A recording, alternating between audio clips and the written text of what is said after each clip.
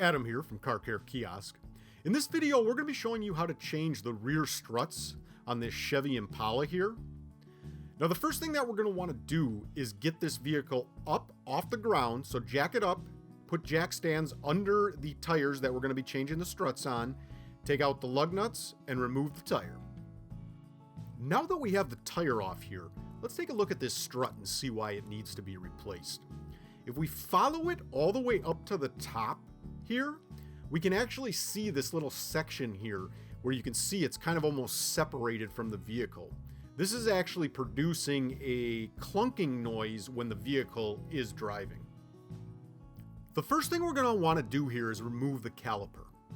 So locate the bolts that secure the caliper to the vehicle, remove the bolts, and then remove the caliper. You can also remove the brake pads at this point if you want. It's not necessary.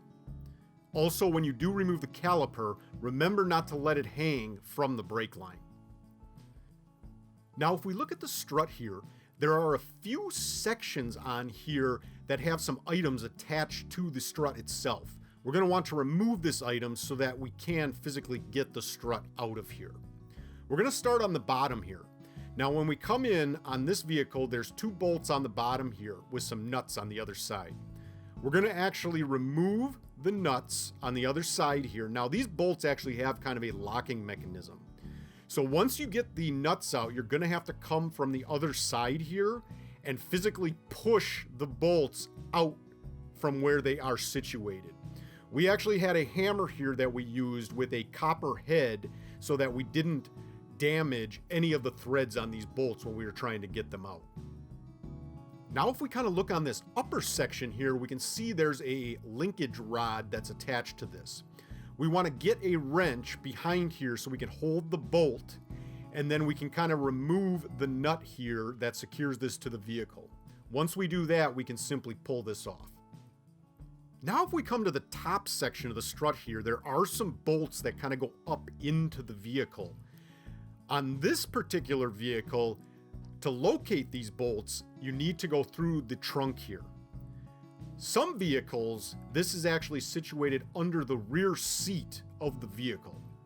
So once we identify where the bolts go in here, we are going to want to take off the nuts that secure it here. This can often be a very tight spot, so you may need to use a combination wrench, or if you have some sort of a drill, basically any way that you can get these off, that's fine. Just be patient. It can take a minute or two. Oftentimes, these are in quite precarious locations. Now everything is detached from the strut. We can simply take the strut out now. Simply kind of disconnect it here and then pull down and pivot it out from the vehicle. When we go to bring the new strut in, my suggestion is to line up the bolts on the top of the strut that secure it to the vehicle first. We would recommend purchasing a complete strut assembly, in that the spring comes already attached to the strut. If you buy just the strut and plan to reuse the spring, you will need a special compression tool to compress the spring to remove it from the old strut and transfer it to the new one before releasing the tension. You can typically borrow a spring compression tool from an auto parts store, but these are extremely dangerous to use if used improperly. Once you have the strut in position, I would recommend getting yourself a jack here, and we're just going to kind of gently jack up the strut here. This is essentially just going to hold it into position when we go to replace some of the nuts and bolts here on this strut. Now that it's in position, we can start to reattach some of the nuts and bolts here. My suggestion would be to go to the inside, and we're going to just put those nuts back on that secure the strut kind of on the upper section here. This will allow putting the rest of the stuff back on quite a bit easier. We also want to make sure that we replace any covers that we may have removed at this point in time. Let's go to the outside of the car now.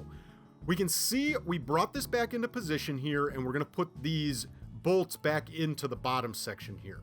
So we're going to put both of these bolts back in, and we're just going to push them in. Remember, there is kind of a locking mechanism. If they don't go all the way in, that's not a big deal. As long as they go through far enough to put the nut on, you'll be fine. Once you secure the nut, you can see that it'll kind of cinch the bolt up and therefore securing it to the vehicle properly. Let's bring the linkage rod back in now. We're just going to reattach that here, put it onto the new strut. We're going to go ahead and then secure it. Remember, you will want to get yourself a combination wrench and kind of come behind and hold it here when you go to put the nut back on. This will make putting this back on quite a bit easier for you. At this point, I would just double check to make sure everything is secure. And if it is, we can simply bring our caliper back in here. Remember to replace the brake pads if you did remove those. We'll go ahead and just bring it back in, bring the bolts in here. We're just going to hand tighten those so as not to strip any of the threads. And then we can go ahead and secure these bolts to the vehicle.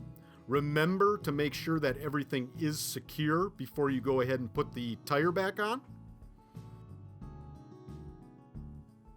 After you check everything out here, everything's nice and secure. All we need to do then is get our tire back on here. So we're going to bring the tire back up. Now we want to get the tire on and then just tighten up the lug nuts here in a star pattern so that it just gets essentially securing the tire to the car. Then once it's secure, we're actually going to lower the car down so that the tire is actually on the ground here. Once we get the car back down on the ground here, we can bring our torque wrench in and tighten up the lug nuts in a star pattern to the proper torque. Now all that's left to do is enjoy your nice smooth ride with no more clunking. For all of your car maintenance needs, visit carcarekiosk.com.